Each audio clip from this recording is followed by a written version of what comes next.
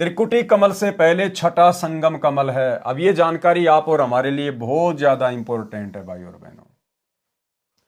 त्रिकुटी कमल से पहले छठा संगम कमल है, जो मुख्य रूप में सरस्वती का चैनल है, जहां पर भक्तों तथा भगतमतियों की परीक्षा होती है। यानी यहां से हम जितने भी भगत भाई बहन जब शरीर त्याग कर जाएंगे, तो त्रिकुटी से पहले जो छठा संगम कमल है, जहां पर सरस्वती का चैनल है, सरस्वती के रूप में स्वयं दुर्गा ही रहती है भक्तों को फंसाने के लिए, तो वहां पर भगत तथा भगतमतियों की परीक्षा होती है। यानी परमात्मा आज हमारे से जो भी बुराइयां छुड़वा रहे हैं, वो इसीलिए छुड़वा रहे हैं कि हम वहां पर उस संगम कमल में काल के जाल का शिकार ना हो जाएं। अब कैसे ठगता है वहां काल? इस कमल की 3 पंखुड़ियां हैं, इसलिए इसको संगम कमल कहा जाता है। जब पंखुड़ी नंबर 1 तथा पंखुड़ी नंबर 2 में स्त्री पुरुष भगत भिन्न भिन्न प्रवेश करते हैं, यानी 1 नंबर पंखुड़ी का दरवाजा है, वहां से माता बहनें प्रवेश करती हैं, और जो 2 नंबर का दरवाजा है, वहां से जो भाई हैं वो प्रवेश करते हैं। वहां पर स्त्री भक्तमतियों को पुरुष रूप में काल के सुंदर दूत अपनी अदाओं से लुभाते हैं। वहां पे काल ने ड्यूटी लगा रखी है। जो पुरुष हैं, पुरुष रूप में जो काल के दूत हैं, वो यहां से जो स्त्रियां शरीर छोड़ेंगी, स्थूल शरीर, और जब सूक्ष्म शरीर में ऊपर की यात्रा करेंगी, तो स्थूल शरीर में गुरुदेव ने बताया कि जैसे हमारे हाव भाव होते हैं, हमारे विचार होते हैं, वो सूक्ष्म शरीर में एज इट इज जैसे के तैसे रहते हैं। और हम वहां पर उन काल के सुंदर और लुभावना रूप बनाकर जो माता बहनों को ठगने का प्रयास करेंगे अपनी अदाओं से, उनके जाल में वो माता बहनें फंस जाती हैं। क्योंकि यहां भी उनकी आदत ऐसी ही होती है। आश्रमों में आते जाते समय या आम व्यावहारिक समाज में उनकी आदत उसी प्रकार से बिगड़ी हुई होती है। जो सत्संग के वचन सुनकर भी नहीं सुधर पाती हैं, फिर उन माता बहनों को वहां पर वो सुंदर पुरुष अपनी अदाओं में फंसा लेते हैं। उसको पता नहीं चलेगा उन माता बहनों को, उनको तो यही रहेगा कि हम तो सत्संग में जा रहे हैं, हम तो आश्रम में जा रहे हैं, हम तो अपने गांव में बैठे हैं। ये नहीं पता चलेगा कि शरीर छूट गया और हम त्रिकुटी की यात्रा कर रहे हैं, बिल्कुल भी नहीं। इसलिए परमात्मा सतगुरुदेव भगवान बार बार जोर देते हैं कि हमने इस गंदी वृत्ति को यहीं पर समाप्त कर देना है। और देखो भाई और बहनों, कितनी बड़ी दया है गुरुदेव भगवान की। इसलिए दास बारंबार कहता है कि साध संगति भक्ति मार्ग का ट्रेनिंग सेंटर है। अब साध संगति में गुरुदेव भगवान की प्रेरणा से भगत भाई बहनों ने आपस में भाई बहन के संबंध बना लिए हैं। जो पति पत्नी के रिश्ते में थे, अब इस मार्ग में आने के बाद उन्होंने भाई बहन के संबंध स्थापित कर लिए। तो भला जो बहनें अपने पति के साथ भाई के रिश्ते में आ गई, जो भगत भाई अपनी पत्नी के साथ बहन के रिश्ते में आ गए, तो भला वे फिर वहां कैसे फंसेंगे? अर्थात उनके मन में तो जरा भी विषय वासनाओं को लेकर चिंतन मनन नहीं होगा। वो तुरंत समझ जाएंगे और सावधान हो जाएंगे। जैसे वर्तमान में सतलोक आश्रमों में यदि कोई भगत भाई बहन उल्टी हरकतें करते हैं, या साध संगति से जुड़ी हुई कोई निकम्मी आत्मा उल्टी हरकत करती है, तो तुरंत सत्सेवक भाई बहन उनको समझाते हैं, उनको जगाते हैं कि तुम क्या कर रहे हो भैया, अरे मोक्ष प्राप्ति के लिए जुड़े हैं सतगुरु से। ये गंदे कर्म करते करते तो असंख्य युग बीत गए, 84 लाख योनियों में जाओगे, यही कर्म करोगे। ये मनुष्य देह मिली है, इसका सदुपयोग कर लो। तो भला अन्य भगत भाई बहनों को ज्ञान आधार से जो समझाते हैं और जो स्वयं भी उन कुकर्मों से दूर हैं, फिर वे आत्माएं वहां पर सचेत हो जाएंगी। वो ध्यान ही नहीं देंगी उनकी तरफ कि हमारा इनसे क्या लेना देना। यही बातें तो गुरुदेव भगवान हमारे को दिन रात बताया करते थे। तो साध संगति भक्ति मार्ग का ट्रेनिंग सेंटर है। और दूसरी तरफ सतलोक आश्रम, अब वहां की स्थिति स्वयं गुरुदेव भगवान अपने मुख कमल से बयान कर रहे हैं कि इन आश्रमों के तो कोऑर्डिनेटरों की भी अभी तक गंदी वृत्ति नहीं निकली है। अपनी गुरु बहनों के प्रति कितनी अश्लील नजर है, कैसी कैसी गंदी हरकतें करते हैं ये, कैसे कैसे इनके विचार हैं। आप स्वयं गुरुदेव के मुख कमल से सुन लीजिए कि इन आश्रमों में अभी तक क्या हो रहा है। सुनिए। विचार करना होगा कि हम कौन है, कहां से आए। आपस में खेचातानी रखते हो अभी भी भगत हो गए। अच्छे इंसान तो जगत वाले भी ना करते ऐसा जैसे भगत कर रहे हैं। अच्छे इंसान तो जगत वाले भी ना करते ऐसा जैसे भगत कर रहे हैं। अच्छे इंसान तो जगत वाले भी ना करते ऐसा जैसे भगत कर रहे हैं। किसी को छोटी सी सेवा दे देते, कोऑर्डिनेटर बना दिया, वो ने सोचा मैं खुदा बन गया। अरे इतना शिक्षा तो बने, मजदूर बनो सीखो, मजदूर। और कई देखा है कि कोऑर्डिनेटर या जिसकी जो भी व्यवस्था लगाई जाती है, तो व्यवहार भी ठीक नहीं करते, धमकान लग जाते, फुरकान लग जाते।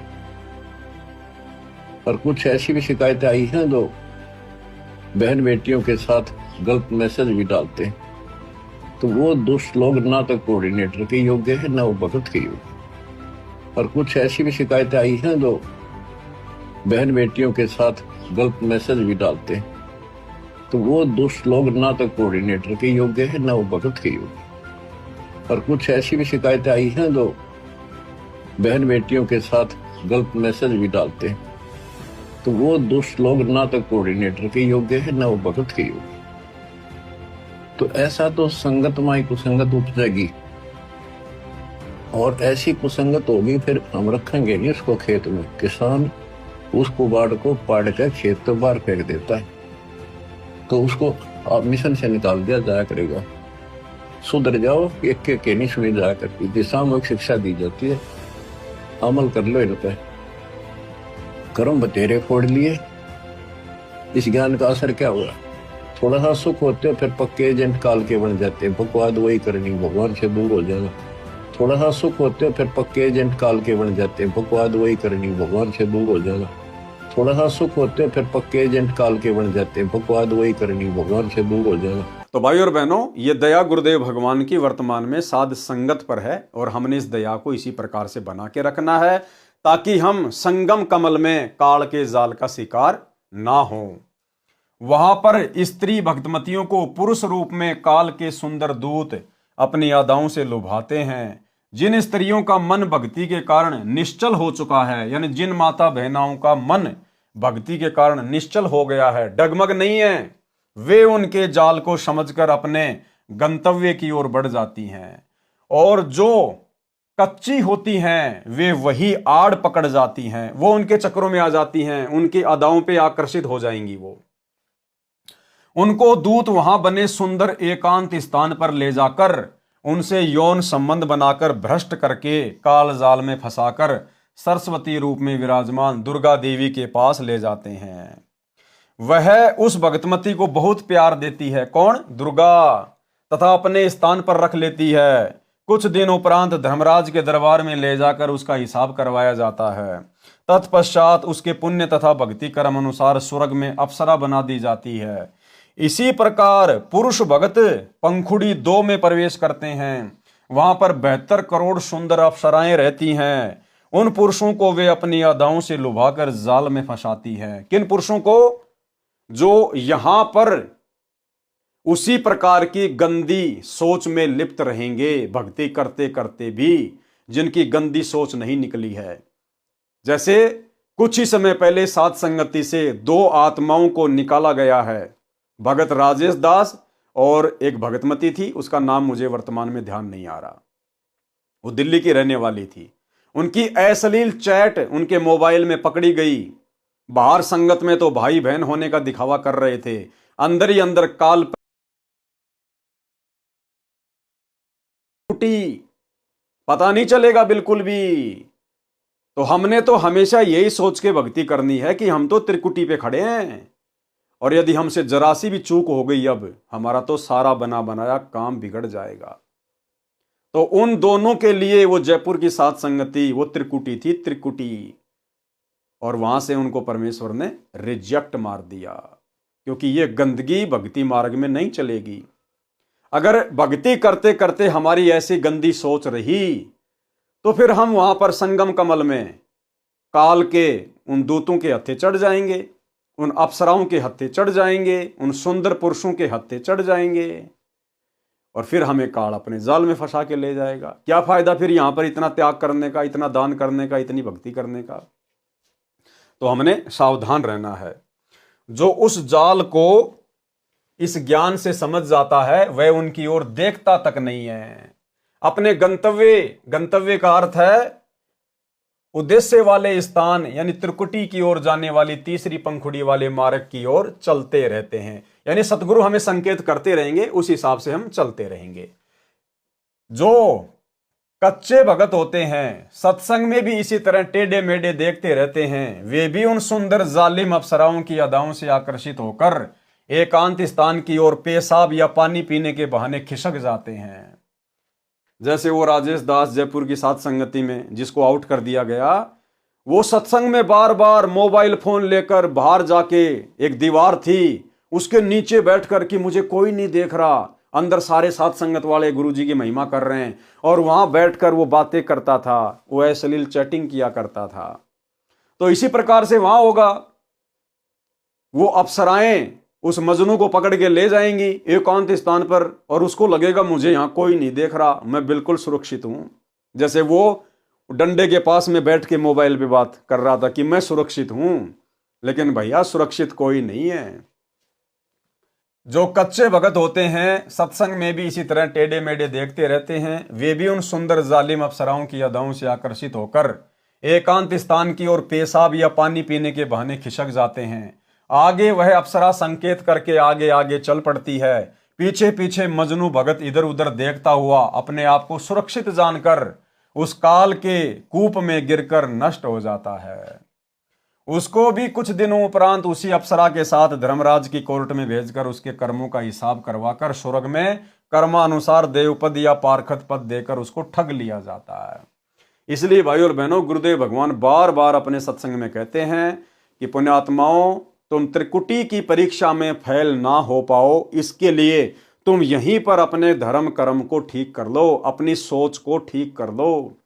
एक छोटा सा सत्संग जिसमें गुरुदेव बार बार त्रिकुटी की परीक्षा का जिक्र करते हैं, सुनिए। बताया जाता है, कभी अपनी नियत किसी के दूसरे के धन पे या पराई स्त्री पे भूलकर सपने में भी नहीं करना।